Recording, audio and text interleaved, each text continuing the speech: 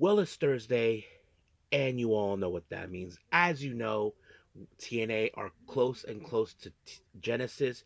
Battle lines are being drawn. As you all know, Jordan Grace is now dealing with the return of Tessa Blanchard, claiming that she is the real reason the TNA Knockouts division is hers. But Jordan Grace has built it up in her way. And of course, we got title matches that are being, of course, laid on the line. So we'll see what happens during that time.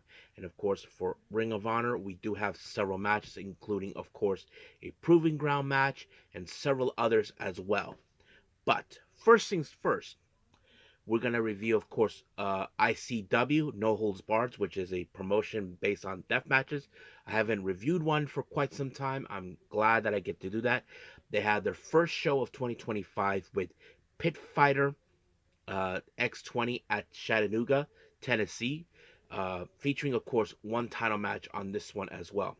And then, of course, finally, I get to see it. MARIGOLD with their first show for 2025, First Dream, featuring all titles on the matches: the Superfly Championship, the Tag Teams, the White Belt, and the Crimson Belt, all on the line. So we will see how things will progress.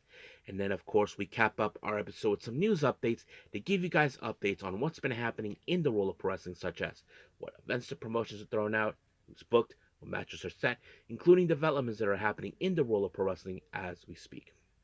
So, let's get ready for another episode of Deleted Wrestle Zone.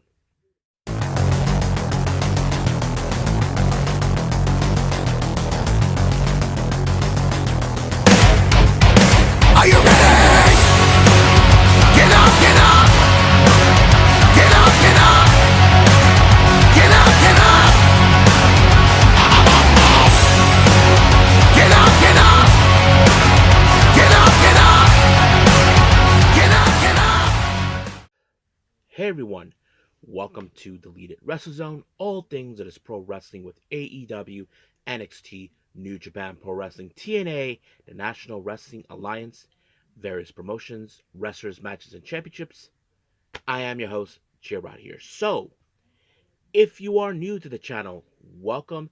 This is a channel where we do a lot of pro wrestling reviews from various promotions, not only here in the United States, but also in Japan, Mexico, Canada, Europe, the UK, anywhere in the world. Pro wrestling is not as big, but it continues to grow. We also do discussion videos, talk about various topics such as the wrestlers themselves, the promotions, factions, storylines, whatever we want to talk about. We also, of course, do more news updates. If certain information was unable to be on this episode, we can either put it on the next one or on a separate video by itself. We also, of course, do real-timing news updates to keep you guys on alert if something has happened in the world of pro wrestling that needs to be addressed ASAP. We also got the Unagi Sayaka Watch and various other cool wrestling content as well. So if you like what you see, please subscribe to us. So click on that subscribe button. You'll be getting a lot of daily reviews and other cool wrestling content as well. But if you like this episode, please give us a like on the like button or a nice comment in the description down below. Now, all introductions have been needed said. I believe it's time for Need Some Speed. So let's begin with our very first review, and this one is, of course, from ICW No Hold Barred.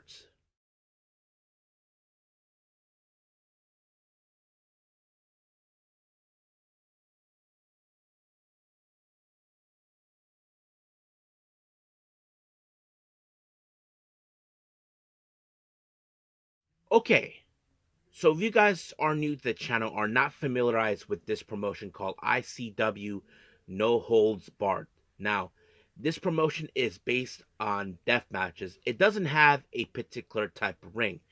They have rings where they just use a chain or they use bike racks to cover it up like a pit, uh, even a cage match, that sort of thing. But all kinds of plunders are allowed to use, like tables, layers, and all type of things that could cut you, that sort of thing.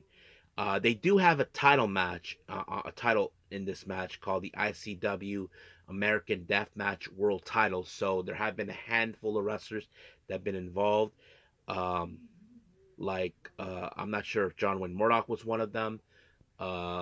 We had Hoodfoot. Who else? A few others as well. Just recently, currently we have Acticus Koger. You may know him from GCW for that faction called the 440, that sort of thing. So basically, that's it. There have been some matches involved tag teams, but we haven't seen one depending on who broadcasted. But it's a pretty good event. Now, their first show of 2023 was called the Pitfighter X20. That recently took place at the TWE in Chattanooga, Tennessee, on the 3rd of January. Let's begin with the first match. We have Malcolm Monroe 3, or as people call him for short, MM3, takes on Anakin Murphy. Now, nothing too special, but the match was, of course, like I said, all matches are death matches, so you can see a lot of cutlery and all this other stuff. But MM3 decided to win this match by tossing Anakin like a long dart through a door, I believe. And just like that, 1, 2, 3, it was over. Our next match, we have the two sisters, our only female deathmatch wrestlers in this one. We have Peyton Blair and Lizzie Blair. So yes, two sisters facing off each other. So you wouldn't expect, but the one thing that was crazy in this match is, of course, Blair brought one of those drills, those drills like zzz, and tried to do that to Lizzie. She tried that on 2 attempts, but the second time the referee called it, it was like too much damage, so it was just like that. So it was over. So the match was uh, called off by referee decision. Our next match, we have Tommy Vendetta taking on Hoodfoot. Now, Hoodfoot has been well recognized in the world of deathmatch wrestling, has been in various matches. He's been at the top, but Tommy Vendetta is the guy who's now currently facing the best. However, it was, of course, a pile driver by Tommy Vendetta that allowed him to pick up the win. And just like that, 1, 2, 3, it was over. Our next match, we have Gary J versus Bobby Beverly. Those who don't know, Bobby Beverly was part of that faction known as 440 with Atticus Koger and I forgot who else. But yes, practically nothing too significant. But Gary J, man, he put up a hell of a fight. But unfortunately, that match ended with a somewhat of a suplex through a pile of chairs, and just like that, boom, it was completely over. Our next match, we have Jameson Shook taking on Dr. Redacted. Oh my god, this match was incredibly insane. But however, of course, Dr. Redacted wasn't playing games with Shook. Apparently, Shook used the Japanese stranglehold, and just like that, it was over. But he sent a direct message to Shook that he's not playing games, so we'll see how that rolls out. Our next match, we have Dale Patrick, who won. Commentators were saying that he made his return from Japan while he faced against Otis Koger. So those who know this, he is the brother of Acticus Koger. Basically, this match ended by, of course, a referee decision due to headbutts by Acticus Koger, and just like that, it was over. Now, our main event features the ICW American Deathmatch World Title. Atticus Koger defends his belt against Tank. Tank, who's been around also around the time of death matches, you probably can guess this was going to be a crazy match. I mean, we knew that Atticus Koger, he's insane. However, we did see where Otis, his brother, showed up to give him a helping hand. But Bobby Beverly, who still has a grudge against the Koger brothers, decided to even the odds by taking out Otis, leaving Atticus in shock that he couldn't believe it. But unfortunately, Atticus Koger was able to overcome it and win the match. So he retained the belt. But however, during the post-match, the referee named Cody, who is also a deathmatch wrestler, is now the #1 contender. So he called this shot. So it's pretty good. So you guys should check it out. You may see it on IWTV or if you know other locations. But that's pretty much what happened. So that's pretty much it with ICW No Holds Barred. Let's move on with Marigold.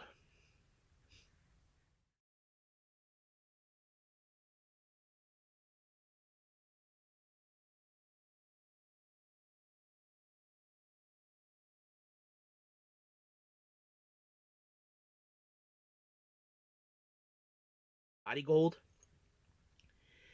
First Dream 2025. This is the first show of 2025 for them. It happened around the same time as Stardom's New Year Dream on the 3rd of January. Their place was at the Oda City. What's one? Oh yeah, the Oda City General Gymnasium number 2. Um, this is like, I don't know if you call it their version of WrestleMania or something, but yes. The first match started out called the New Year Rumble Dream Match. So basically, you have not only talent from the Marigold roster, but we did have from other organizations such as Nightshade was there too, representing um, Marvelous, Yuki Mashiro from Ice Ribbon. So there has been a lot of things. Let me pull up exactly how this Rumble match ended for all of you, so you can get a clear idea.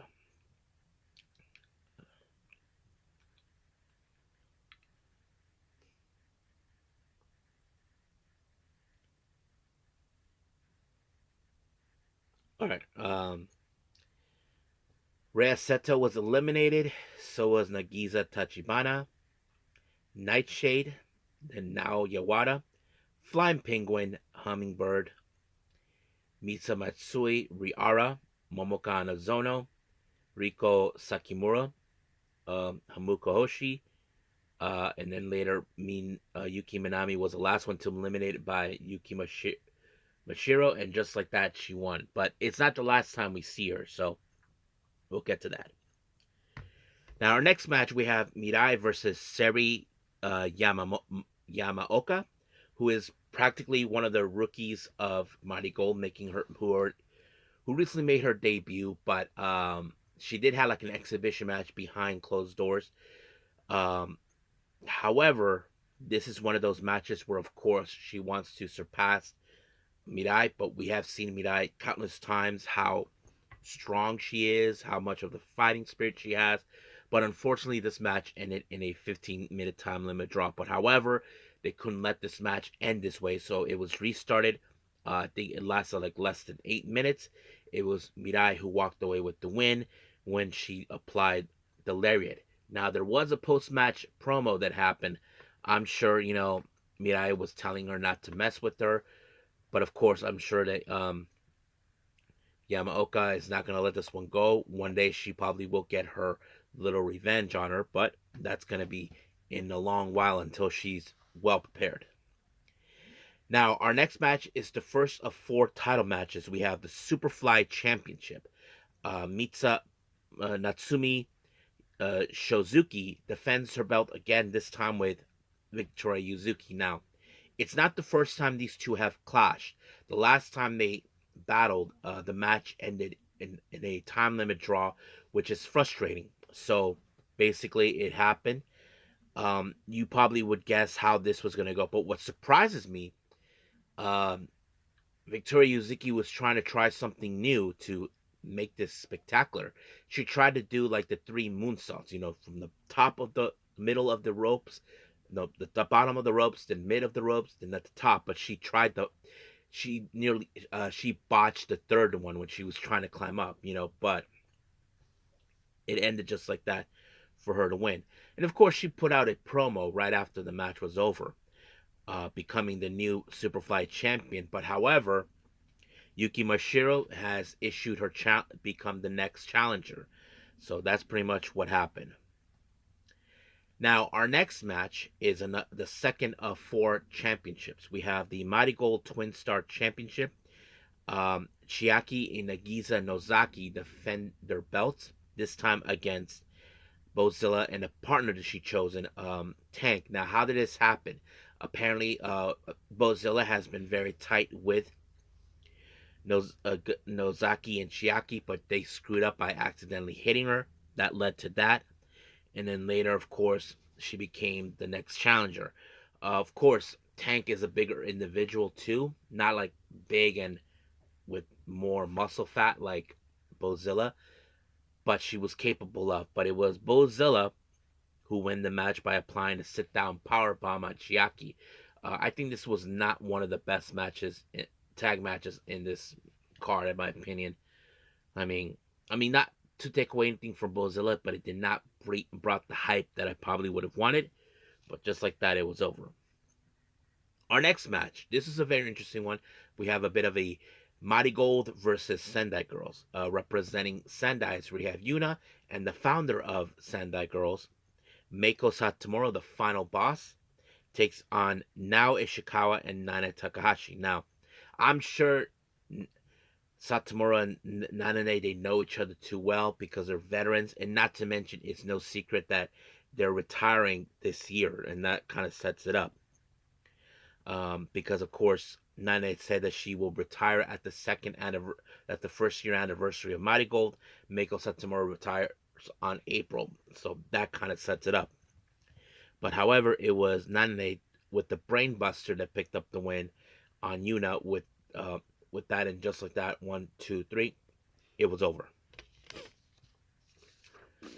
Now our next match, this is for the GHC Women's Championship. Kouki Amarie makes her first title defense against her own tag partner, Chika Goto. Now this came about right after, of course, when Chika Goto was injured and gave Kouki her blessing to go solo and all this and all. But of course, Kouki became the champion, and now Chika Goto wants to handle. And I have to say, both ladies were really impressive. But unfortunately, this match ended with Kouki with the Amethyst Butterfly, and just like that, it was over. But there is the strong possibility she was injured. I wasn't too sure until I rewatched the whole thing. There's going to be talk about that at the news update, so we'll get to that. Our next match, this is for the Marigold United National Championship, or better known as the White Belt. Miku Anu defends her championship against Mai Sakurai. Now, it's no secret for those who know this, those two know each other too well. Not through Stardom, in case anybody asks. They knew each other back in the day when they were both part of At-Risk Girls. Yes, before Mai Sakurai was a member of DDM, she was part of the At-Risk Girls roster until she was fired, from what she mentioned during an interview. But of course, Miku Anu is the type of person who mentioned that she is the top star in, of course, the promotion at the time. And now Mai Sakurai is trying to prove that I'm not that person that you remember me.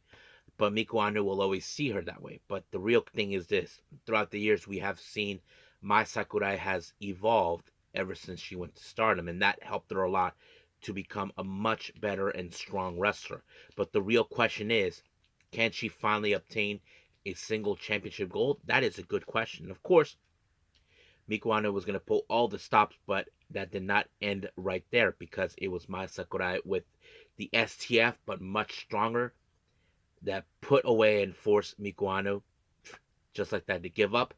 And Mai Sakurai is now our brand new United National Champion. So, but however, that doesn't end there. We did see a post-match promo from Sakurai. She told Anu what she needed to say. But however, there is one particular person she wants to deal with, and that is, of course, Nagisa Nozaki. She has lost to her in a singles match, but she felt that that has to be, how do I put this in terms? Have to right the wrong on that or something like that.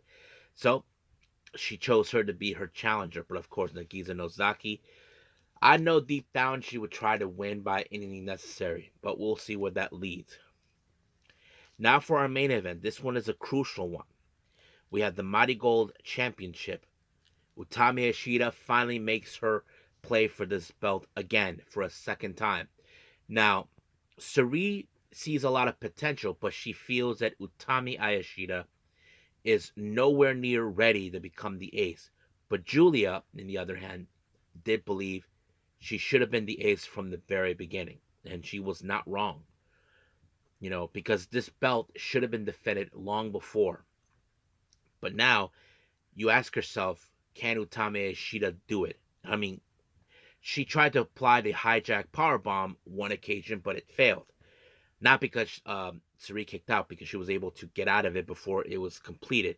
But finally, Utami Ishida was able to, of course, to win it, and by applying the hijack powerbomb, and just like that, our brand new Marigold World Champion. So she finally fulfilled it. Now she's an ace. Ironically, if those who know this, Utami Ishida, Mai Sakurai, and Julia, the three ladies that left Stardom, are now champions for 2025. So you ask yourselves, where do we go from here? I'm sure that there'll be other challengers. We did see Suri gave a little small promo. Then, of course, our brand new crown champions, except for our tag champions, Victoria Yuzuki and Mai Sakurai, made their presence, showing that they just started 2025 with a bang, and they're not wrong. But however, during the post-match comments, Tank decided to become the first challenger for the Mighty Gold World title. And I'm sure Utamishi is like, not a problem. So we'll see that match at some point. But we'll see. But for now, that's how things end with Mighty Gold. Let's move on with TNA.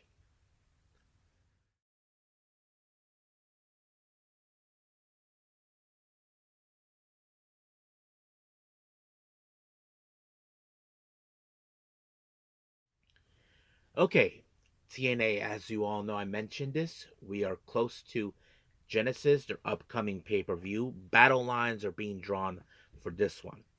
Now, we open up our match with trios action. We have, of course, the System, JDC, Eddie Edwards, and Brian Myers taking on Eric Young, Jonathan Gresham, and Steve Macklin. Now, this happened about a week ago, where, of course, Macklin was not happy with the result of what happened in that number one contendership.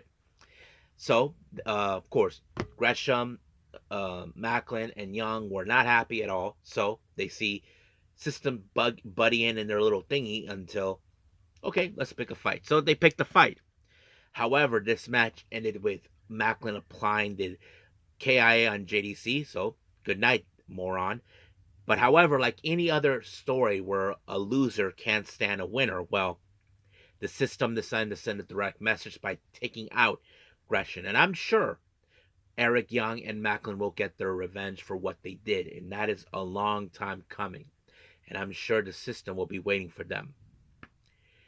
Now, our next match, we were supposed to have Savannah Evans versus Xia Brookside. But however, Xia Brookside, as you know, hasn't forgotten a match between Savannah Evans and her. But however, someone who was injured by her came back for revenge, and that is, of course, Li Ying Li, formerly known as Xia Li.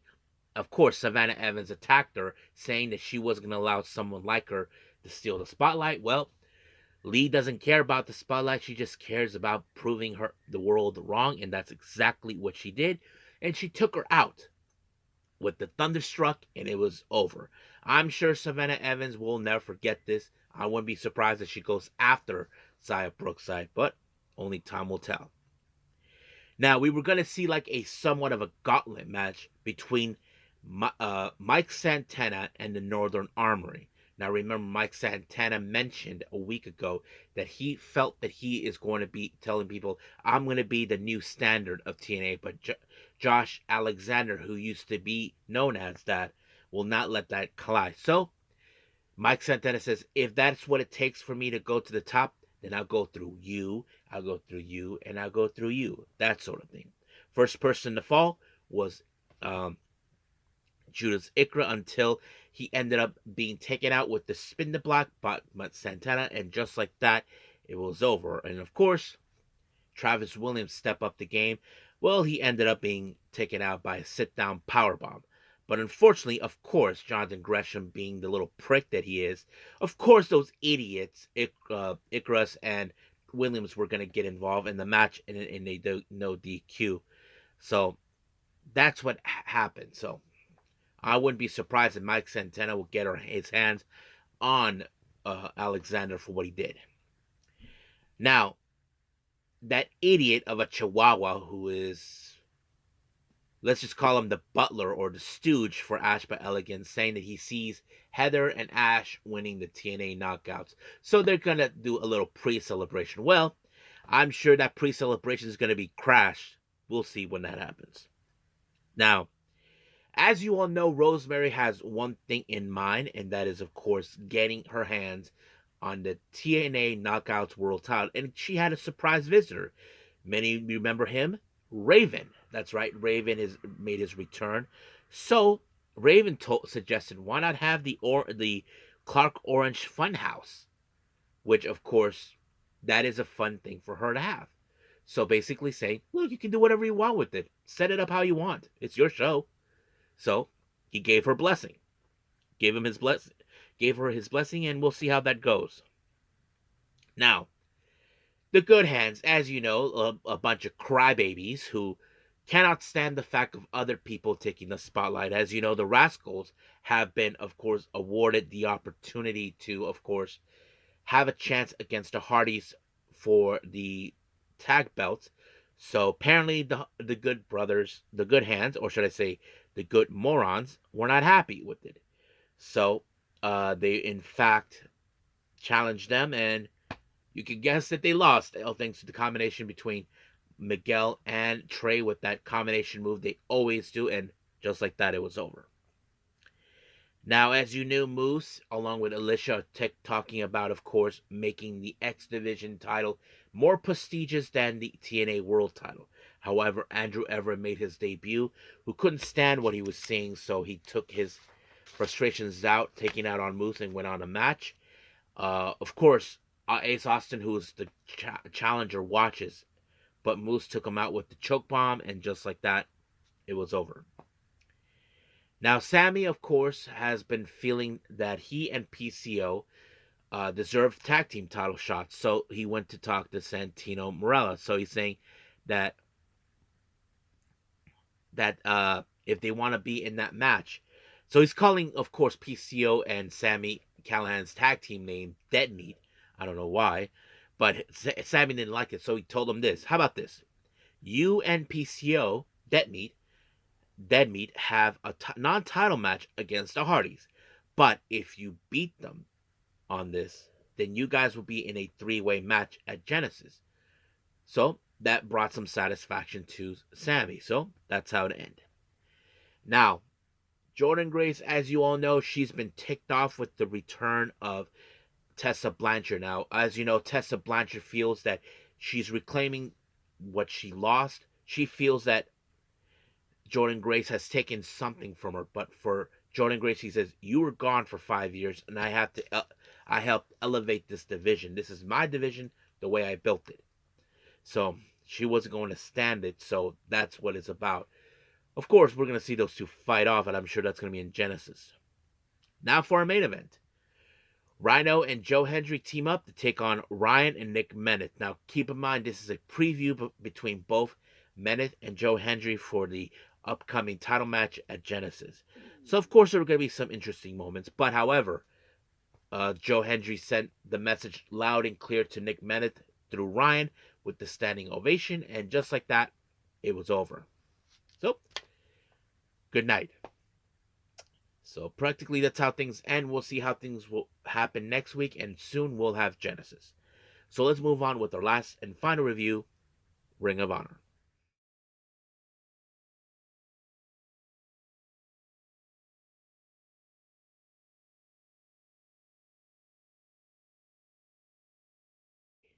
Ring of Honor. We opened up with Trish Adora versus Harley Cameron. I have to say this was a good opener. Harley Cameron has picked up some impressive wins in Ring of Honor, but Trish Adora, as you know, as a member of the Shane Taylor Promotions, are trying to put out their name for themselves. But it was Trish Adora who walked away with the win, with Lariat giving some great recognition for the Shane Taylor Promotions. Our next match, we have Serpentico taking on Blake Christian. Well, of course, Blake Christian's a big a-hole who find ways to win to justify what he does. He even tried to mess up the mask for Serpentico, and that's exactly what happened. And then we see a double knee on the back of the head from him all the way to Serpentico, and just like that, it was over. Our next match, we see Boulder doing his own singles thing, taking on Griff Garrison, and he had Cole Carter, who we haven't seen for quite some time, making his presence. Now, I wasn't too sure how this was going to go. I mean, I would have assumed that Griff Garrison would have walked away with the win, but Boulder, oh man, he picked up a hell of a win. I mean, Cole Carter did try to get involved, but apparently Boulder pancaked him, so just like that, it was over.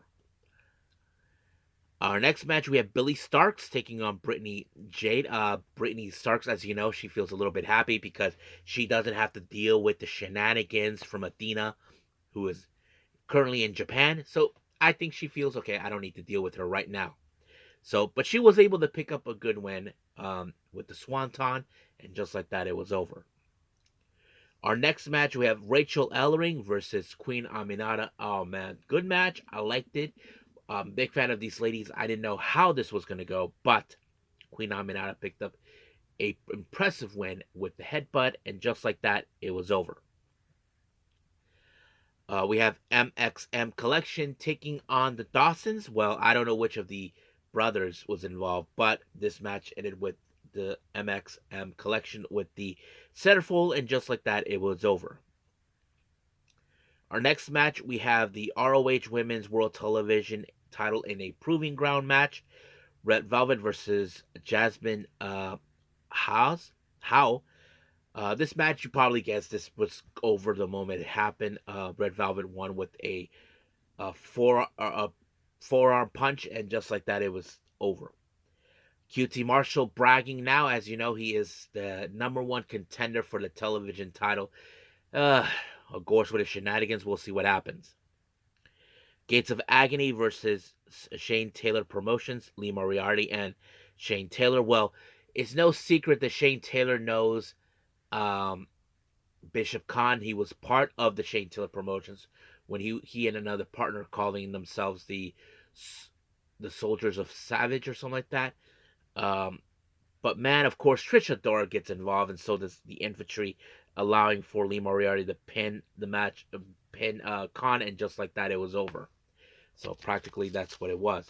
However, we did see Jericho, who had a temper tantrum, but luckily, Rock and Roll Express showed up to teach him a lesson. So they took care of business against Jericho, and of course, that idiot, the bad apple, Brian Keith. So that's how things ended with in Ring of Honor. So nothing too special, but we'll see what happens.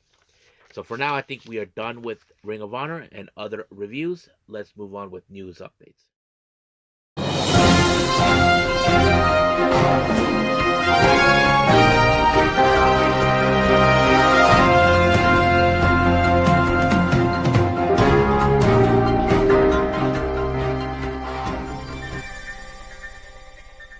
So welcome to our news update. So let's begin with upcoming events. As you know, GCW has their upcoming event in March on the 1st in LA at the UCC. 4 names have been mentioned for the Coldest Winter 3. We have Mance Warner, Masha Slamovich, Megan Bain, and Super Crazy. Michinoku Pro has announced for 2 big events taking place on the 15th and 16th in Japan, and where they're from.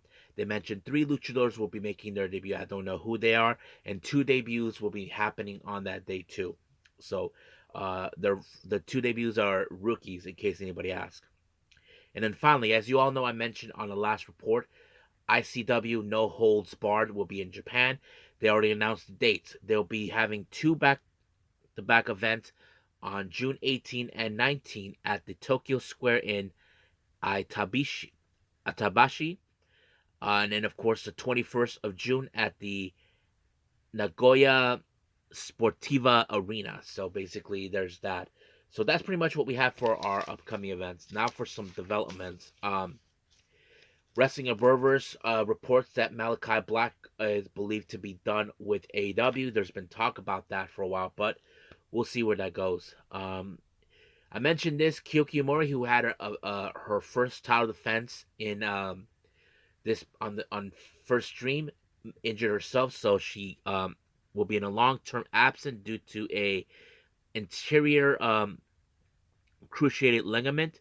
She'll be returning to Yoyogi in May, but however, she has no intentions of giving up her belt. I don't know what GHC committee will think about this. I don't know if there's been talks. Because I know there's like a certain time frame. They say they need to defend that belt for the next 6 months or something. I'm not sure. So I'll let you guys know what's going on.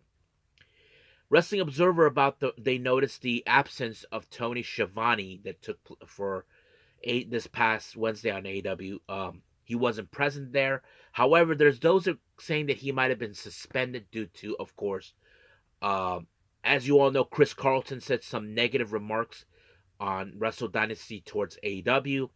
Tony Schiavone decided to put him in his place. People thought that was the reason, but however, that wasn't it. It was reported that he had a family situation that had to be under his attention, so that's pretty much what happened. And finally, many of you remember I mentioned that Harley Cameron has filed for divorce from her husband Zaya Quinn, who was released from WWE. She mentioned this during an interview. Let me pull it up real quick. Here it is. She says, "My ex-husband, my ex-partner, it's okay. It's okay. Wish him well. Nothing bad said, but yes. But that is closed chapter of my life." So if you guys wondering, they were engaged on August 2018, and of course, Quinn was released from WWE of April of last year. So practically, yeah. So she mentioned this on High Spots. So there, she has no hard feelings towards him. Uh, we haven't yet heard from Zaya Quinn's side of the story, but hopefully we'll get the answers. But for now, we'll leave things as it is. And until then, let's just call it a day. Well, I hope everybody enjoyed this episode. Coming up, well, as you know, there is no NXT Level Up or AEW Rampage. So that means I get to wing it. So we'll see what happens. I haven't decided yet for the next episode, but I'll keep you guys surprised. There's still some shows I just found out that I'm not done for 2024. I'll get those done. Maybe I'll do those on the next episode. Haven't decided. I'm debating on that. But for now, we'll leave things as it is and move forward. So we'll leave things as it is, and that's it. So I will see you guys in the next DWZ time, same DWZ channel. I must bid all of you adieu. So goodbye, and have a nice day.